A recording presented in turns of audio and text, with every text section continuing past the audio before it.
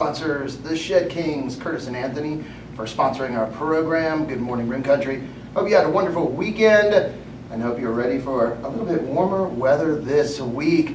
That's right, temperatures are going to stay in the 90s, but hey, it is still a heck of a lot better than down in the valley.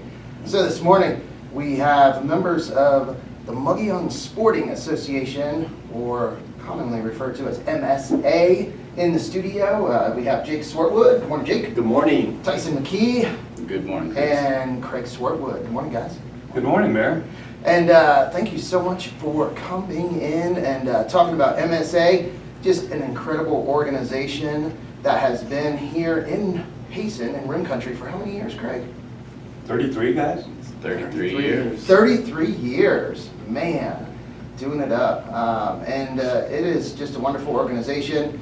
Not just involved, I guess, in sporting, but just helping youth in Rim Country. It's really based upon youth and wildlife conservation, and then on a third level it is economic development, which happens through the youth programs, people coming into town for tournaments or coming in to see the wildlife here in and around Rim Country. So economic development is promoted through youth and wildlife conservation with Mogollon Sporting Association. Wow. Or like when you two guys decided we needed a Gila trout hatchery because there's only one in the world, and you got us to donate $25,000 to start that up. That was big, and these two are most responsible for it. Yeah, they figured out that they needed circular tanks, and Canyon Creek Hatchery didn't have them. So once we started with that donation, it just kept gaining momentum into where Arizona Game and Fish put a lot of money in that, and we have a very successful brooding facility right in our backyards for Gila trout at Canyon Creek Hatchery, which Craig said is the second one in the world. Wow. And it is one of the only places you can come find and catch Gila trout, which brings more people to the area as well. Wow. So I want to talk more about that, but just want to, Craig, talk a little bit about the organization. How long have you been part of MSA? Oh, I took about a 5 or 6 year break, but I'm one of the 4 founders of it. One of the... And, we started it specifically because, not that there's anything wrong with these organizations, but we had a banquet for Ducks Unlimited and a banquet for Rocky Mountain Elk, and back when it started 34 or 5 years ago, we'd go raise money and then we'd get all excited because back then $14,000 was a lot of money, and we were like, what are we going to get, what are we getting? We'd ask whoever the area director was, who was a paid position, and they'd say, well, really this year, your Rocky Mountain Elk money is all going to Colorado. And then the Ducks Unlimited, I don't know how many flyways from the Central Flyway to the Pacific Flyway that we did habitat removal, either in Canada or along that flyway. So none of it stayed local. So the 4 of us, and one other one that still lives here is Ted Pettit. We just had a meeting and decided we were going to do things that stayed within a certain circumference of Payson, and we started having banquets that did exactly as Tyson said. Half of it went to youth, half of it went to wildlife conservation, and with an eye on economic development with everything we do. Wow, so it must be cool to see the organization grow and just expand its reach, just have more of an impact in the region in a variety of ways. Absolutely. It's about $3.5 million raised over that 33 years, and every single cent has been spent within a 50-mile radius of Payson. So no more sending the money off to a national organization, filling out a bunch of paperwork to try and get the money to come back here. Every cent raised by Mogollon Sporting Association stays right here. So do you feel, Jake, that that is one of the reasons that has contributed to the great success of the MSA banquet? I'd say absolutely. It's one thing to go and spend money and support something and know it's going to go towards a good cause, but you very rarely get to see that fruit of your labor or what you donated. But with MSA, it's we try to talk about and try to put the things that we've supported out there for people. But it's really nice to go and know if you came to the banquet and you supported it, And then you get to watch that money go directly into some of the sports tournaments, or you know, one of our newest ones, we got to partner with RVN3 and Tanner Mansour over at the track program for Payson High School to buy some new pole vault mats. And so nice. they're going to be buying some new pole vault mats, and so that's money directly spent at the banquet, going to support our kids locally and help those programs. So I know, at least for me, like if you looked, I always joke with my dad and other people, I've never been to Chipotle while it's been here. And the reason I haven't is because I like going to Alberto's and Alfonso's, where I know the guys who own it, and I know that my money's going directly to benefit a Payson local. The same with Mogollon Sporting. It's a whole lot easier to go donate and spend your money somewhere that you know it's going to come back to benefiting your kids and your community. It's very circular because they held a huge track tournament this year, the first year with Tanner running it, and actually I think the AIA has reached out that they would host the state track tournament here in Payson possibly next year, the year after, which brings tons of people to town for a multiple day event that have to stay in the hotels, they have to eat at our restaurants, they have to go to the different stores here to get the goods that they need while they're here, and so that's economic development based upon helping the youth out. So it's been working out really well. And that was a great track meet. It was so crazy, the snow. How we got snow, and I remember my son is on the track team, going out there early. Oh, we have to shovel snow, and they were shoveling snow. But during the track meet, they're building snowmen on the football field there, and just the memories. Yeah, Coach talked about, he said that a lot of those kids who came up from Phoenix had never seen snow, and so it was like their first experience with you know, going out there and doing something like that. So a lot of those lifelong memories for sure. Yeah, the other thing about Tanner was, he talked about the RVN3 tournament, which is held in late April, early May. And he said that, and I can remember when it was strictly a freshman, sophomore, a much smaller event. And part of our donation, along with Green Valley Water, was to grow these tournaments. And he grew it. This year there were 1,100 participants in the RVN3 tournament. And that's huge, and that's the whole point of why we helped to sponsor all the tournaments. So that brings a heck of a lot of people to Payson. Yeah, it was a real benefit for us and the town to be a title sponsor of the high school programs, because it allows each of them, the programs, not to have to pay for expenses like the referees and things. So all the money they raise from the entry fees goes directly to the program, since us, Mogollon Sporting Association, and Green Valley Water are the two title sponsors at the high school, allowing our programs to be more successful, because the money isn't just to pay for the referees, it's to help support them go to more competitive tournaments or buy better equipment or do things at the off-season programs, things of that nature that are really showing that our programs are doing very well now. Yes, and that just improves the experience for our students.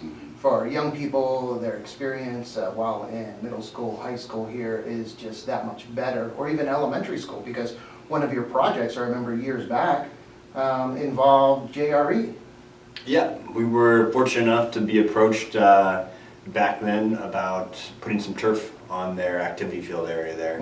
And so yeah, we partnered with, I think their PTO at that time, had done a pretty good job of raising some funds, and we were able to turn the big gravel, you know, playground into a big dust bowl. Yeah, the dust bowl. The dust bowl. Yep, and be able to add some turf out there to have kids have another little area to play on, and yeah, so they no more do they have those burns from the granite. Now it's from artificial turf on the end. Yeah, I know. The other neat thing about that one is we partnered with MHA Foundation. Yep.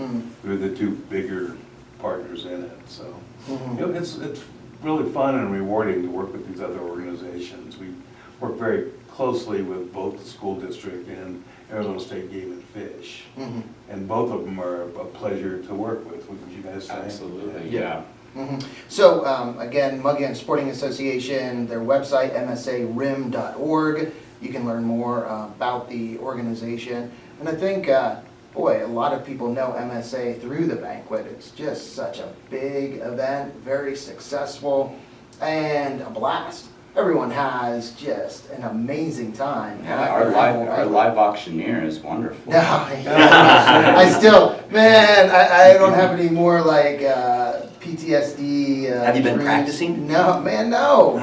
You guys, I'm like Let's hear bringing you into do it. that. Yeah, no. So no, we'll put no. you on the spot now, or would you still Yeah, come and would you still be our auctioneer? no. I like how we've been working, you guys are doing it as well, some of the items. It's like, hey, come on, because none of us auctioneers, No. I mean, just getting up there trying to get money from people. Well, the neat thing about the banquet is it is a true community event. Mhm. And we spend over $100,000 purchasing prizes, and we got some of the best sponsors in the world. I mean, if I could, Chris, can I name a few of our bigger definitely. sponsors?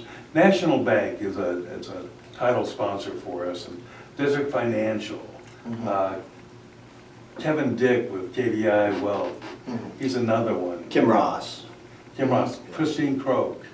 The list just goes on and on and on. Been working with Gila County to be a major sponsor for the banquet also, and that allows us to, really get everything from great rifles to great trips. To this year we have a chuck wagon Dutch oven dinner that we're gonna auction off. Oh, wow. For 10 people that come to your house. Ladies won many awards for championship Dutch oven cooking. Whoa. Yeah. We're almost done with firearm purchases. I did a large purchase the other day. Right now we're at 88 firearms. We're gonna be probably at around the 103 to 108 total like firearm or archery equipment, with probably our grand total of firearms alone being anywhere between 55 and 65,000 for the night. And so, been fun. We were out at Mike Newland's gun shop out in Star Valley the other day buying some firearms and stuff, and trying to make sure we have the newest and the best firearms out there, that you win anything, you're going to be pretty excited about it. So We got a lot of compliments on the quality of the guns we purchased for the banquet. We're not just getting guns to get a gun, it's actually a gun you can go out and use, and it's precise, and it's been fun to see the response, because people go to all sorts of different banquets, but they always come back and say that the quality of our prizes is above everybody else's. So we're proud of that, and we want to continue having people happy when they leave and come spend their money to support a good cause that stays right at here. the same time, it's challenging. I remember one year I spent $700, and I was like, all right, that's kind of the echelon, the top for me of where I can go. And I won a couple things, and I was like, oh my gosh, I feel good. Came home, my wife was proud of me. I won. The next year, $700 again, not a thing. Yeah. And I had a couple years like that to where I'm like, all right, I either got to get luckier or I got to spend more. So It's funny, I don't care who you are in the whole organization or as a member, we call our people to come to banquet members.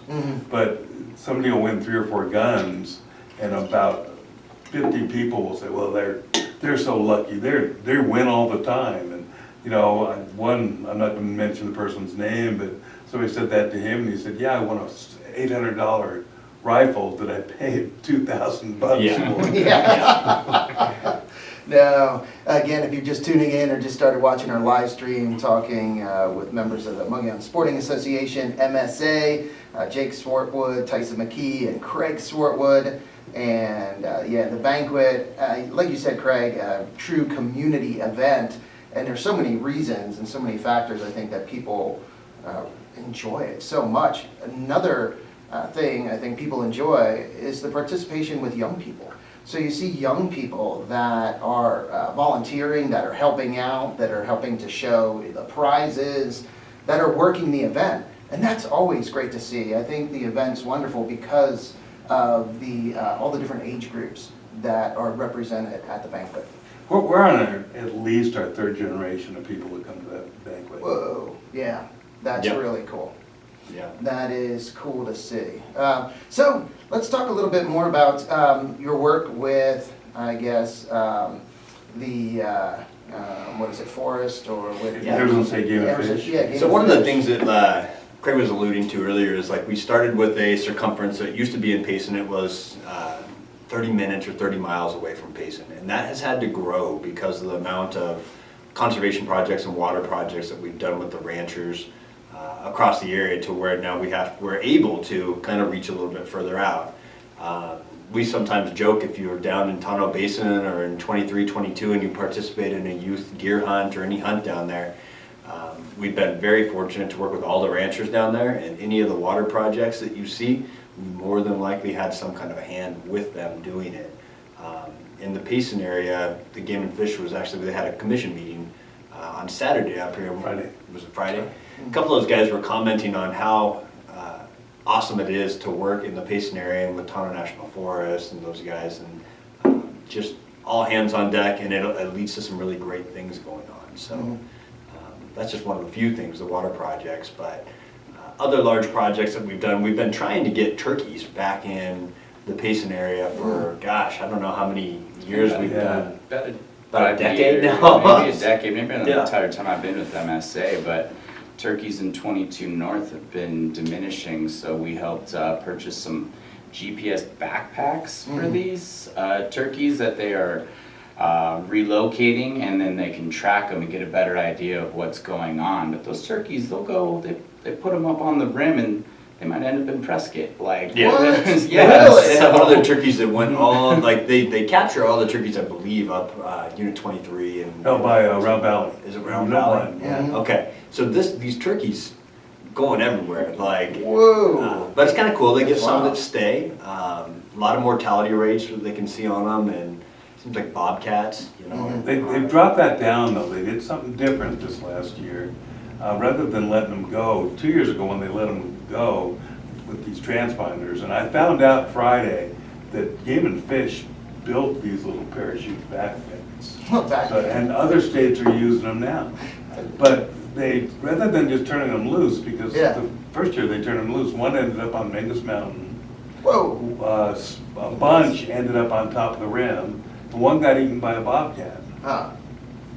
Somebody recovered the bobcat and pulled the backpack out of it. Oh, my So God. it's, this year they put them in little cages, Uh-huh. little pens, kept them there for 8 to 10 days, and they bonded, and then they took off as flocks. Mm. So that also being used by Game and Fish in a lot of different places, because it worked here, and that's our local people that established that, so.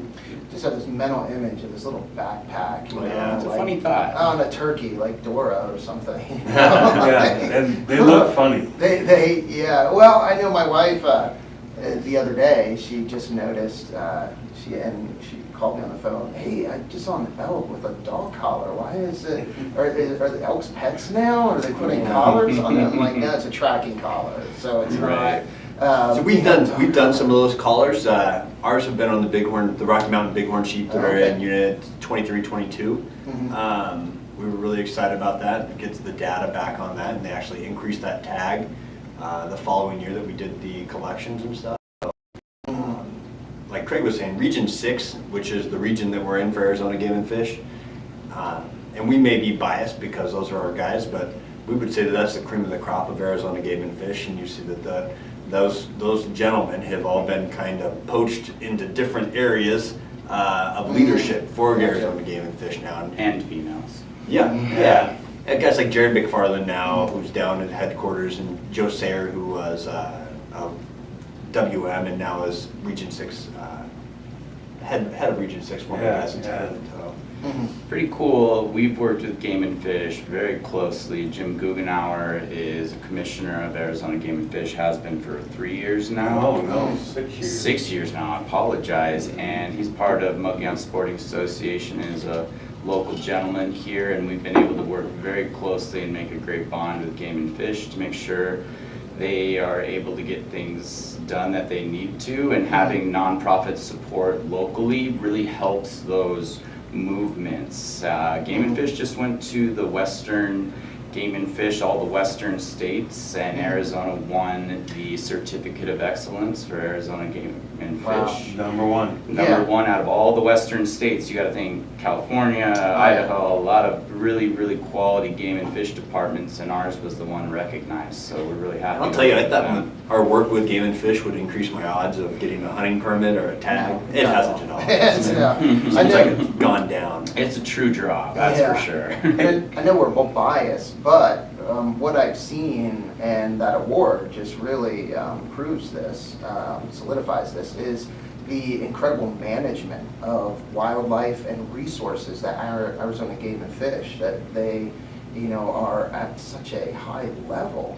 And they've done an incredible job of managing, and all the organizations, I think, also, you have a lot of support from organizations like MSA and these other groups in the state that work with them to help manage. And I think people, in other states, you see, they focus on preservation, they focus on different things where, no, this is how you have to do it, this is how, but it's not just about preservation, it's not just about protecting, it's about managing, and that's where hunting comes in and just everything else that Arizona utilizes and works with all these groups to manage the wildlife, which are resources. I mean, it's a great resource. It's a tough job. No matter what you do, you make somebody upset. Yeah. So, but they do a very good job of placating to both opportunity and quality. So. What the other thing that's astonishing to me, that had I not been involved in Mogollon Sporting, I wouldn't have known, they don't get any tax funds from the state of Arizona. What? They're completely funded by national taxes on every time you buy a firearm or fishing equipment. License and from sales. license sales in Arizona. Okay. Yeah. Wow, really? Yeah. That's how they're funded, They're standalone, 100%. yeah. They are standalone, they do Wow. not get any tax dollars from Arizona, they're self-sufficient. Is that true with all of the game and fish in the various states? I don't or is believe it- so. No? Wow, that's wild. So for them to do the job they're doing, And be recognized for it, like on a national level, and not funded at all from the state, so pretty awesome what Arizona Game and Fish is doing. yeah, that shows a high level of commitment. Our local Joe Sayer, who Mhm. replaced Jared McFarland, beginning of the year almost, Mhm. he just got recognized by Safari Club, one local wildlife officer a year in every state gets this recognition. Safari Club. Mhm. He's Officer of the Year for the state of Arizona. Yeah. Mm, He's And- right here, Yeah. Region 6. wow. He helped me pick out a couple of guns that we bought the other day. He goes, "This is the hottest gun. This is what everybody wants." So we were. We fortunate to encourage grab anyone one. that is interested in Mogollon Sporting Association to attend one of our meetings. It's the first Wednesday of every month at the district office. Just if you want to hear what's going on with Arizona Game and Fish, we have Joe Sayer or Jim Guggenauer. There's always Game and Fish representation there, and they always give us a nice briefing on what's going on that month for Game and Fish, which is, I'm just sitting there, I'm locked in when they Oh, are yeah. talking. They have so much good information and telling you exactly what their plan is, and it's every one of our meetings. We have at least one Game and Fish officer, if not like 3 or 4. We're currently on the search for some tiger trout. We've been on the search we've got a $10,000 allocation for tiger trout, which Wow. those are currently in Willow and Woods Canyon, which is a hybrid between a brown trout and a brook trout. And so as soon as we're able to find some that are a little larger, because you don't want to get them in the fingerling size that is that 2 to 4 inch range, because they end up just being food for smallmouth bass or for brown trout or other tiger trout. So we're hoping, we were looking last year as well, and we're hoping we get some this year. Wow. Because $10,000 of that up on Woods Canyon or Willow is cleared through Game and Fish already, and so we're just hoping that we're able to put that out there this summer for people to have that opportunity to catch some more of those too. They did a really good job. In about 4 or 5 years, they stocked tiger trout in Woods and Willow every single year, and it grew a nice stock there for people to actually catch. They are sterile, so they do not reproduce and take over a lake, but they grow quickly, so you have a chance of catching a trophy at Woods or Willow. And it's just been hard to find them. They didn't have the budget this year, so Mogollon Sporting said we're more than willing to We would keep love to. up.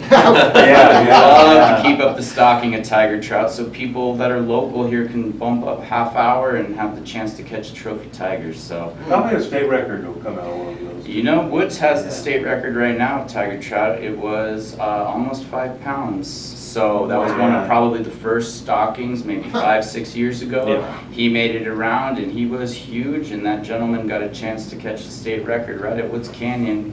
That's So- cool. And you mentioned locals also, Tyson. So this is a benefit for locals. I mean, the animals, the wildlife that we have here, the hunting opportunities, fishing opportunities.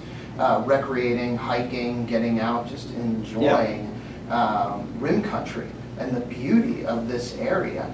And it all has to be managed. It just doesn't happen. I think, you know, some people just think, oh, the wild just happens. You know, leave it alone and it's fine. I mean, it has to be managed, or else things kind of will get out of whack. Even your hat, Chris, you got the RCMBA hat there. Yeah. And I know every year I'm over at the Highline Trail with you Yeah. and funneling people around. We're always excited to help with that group and help with Trevor Creighton and those guys. And the Highline Trail, you know, it's going to continue to need to be managed and worked on and improved upon. And so it's just it's a cool organization to belong to and be able to, if you enjoy anything outdoors or enjoy watching kids play sports or anything, it's a great organization to belong to and help out with. So. You know, you look back in just the last few months, and on the youth side of it, we were lucky enough to be part of the wildlife fair with Game and Fish and a lot of other organizations. And we sponsored, which is not a great expenditure, but we bought 100 kids and only 69 of them. Wait, you bought 100 kids? Yeah. No, wait a second. What are you guys kids- doing? Hunting and fishing licenses. There we go. Yeah. Okay. Yeah, so we The bought rest of 100 the story. kids. Yeah. Any kid that came up to our booth during the wildlife fair and wanted a fishing license, we just bought it for them. That's awesome. So we just Yeah. want kids to be outside, and we want them to experience what we experienced, and Mhm. anything we can do to help, we're willing to do it. And prior to that, we bought $5,000 worth of passes for the town of Payson's ice skating rink. Mhm.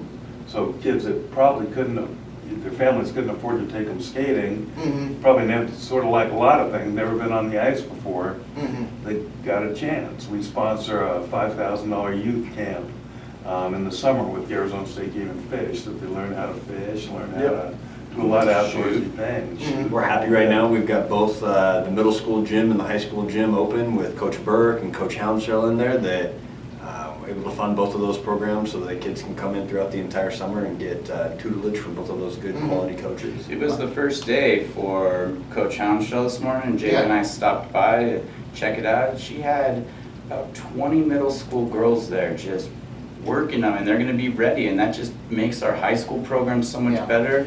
And you know, the school was looking for a little bit to be able to host those workout programs legitimately with a certified teacher, and so we were happy to step in and help make that happen. Coach Burke, who pretty much lives at the Payson High School, you know, so I think he's there. Tyson and I sometimes will head and go to the gym, and usually we're getting there at 8, and I think he's already been there at 6, and he's ending his second practice at like 8:30, and then he's off for a little bit, and then he's back at the high school gym opening it for any kid who wants to come in and work out. So we've got some great coaches, great educators that are just committed to our kids. It's fun to support them. Yeah, I was going to say, talk about great energy between Burke and Brandy. Oh Yeah. my gosh. Absolutely. And you got Savage out there, and Tyler, Mansoor, and the whole crew's there every day. So So yeah, you're talking about some great younger coaches, teachers that came through the system here. They're Longhorns, both of you as well, right? Correct. Longhorns, and now back at the school as well. You know, doing great things at part of MSA. So it is awesome. Isn't it great to see that, Craig? That's mean, fun, the it's younger- great, it's what it's all about up here. Tradition. Yeah, the generations. Yeah. You know, multiple generations being involved in organizations, in our school district, and just being mentors for our young people, our youth. So that is great. Well, anything else you'd like to mention real quick before we wrap it up? Or I think we covered I a think we've got a lot in We there. got a lot. We appreciate all the local support, and we love working with other nonprofits, and we're always willing to hear ideas. If you people want to partner up and work on anything that falls within our bylaws, we are happy to work with the locals and try and get as much done as possible. So first Wednesday of every month at the district office, 6 p.m., and everybody's welcome. The one funny thing about it is, going back a little bit, if you come to our meetings, you get to hear stories from Game and Fish, such as when they put the dog collars on the elk around town, as your wife wanted Yeah. to say, Yeah. and the ear tags, and they translocated some of them. Yeah. The ones in Payson, they took out by the Doll Baby Ranch. Mm-hmm. Well, within days, all the female elk were back in Payson that they moved out there. Mm. The male elk got lost. Ended up by Camp Verde or something. They weren't willing to ask for directions, that's why. Well said, Chris, I never thought of that. We use that in the picture. Yeah, they're like, we'll find it, We we'll know find where it, we're come on, going." boys, we'll get there.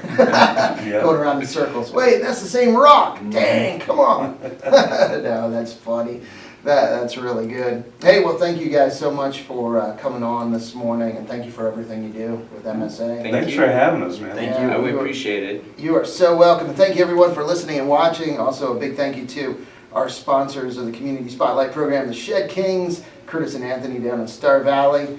Now a message from them, followed by an update from the National Weather Service, and music from the Kinks, REO Speedwagon, Eric Clapton, and more. You guys have an awesome Monday. Welcome to Shed Kings, offering 2 convenient locations in Star Valley and Overgard, Arizona. Hey there, I'm Curtis. And I'm Anthony. And we're the Shed Kings, home of the rent-to-own, no credit check program. We offer barns, sheds, garages, cabins, and steel buildings, all built to last. Proudly representing Graceland Portable Buildings, industry leaders for over 20 years. Need something larger? We also represent American Steel Buildings for unmatched durability and the best warranties in the business. Quality matters. If there was a better constructed building on the market, we would be selling it.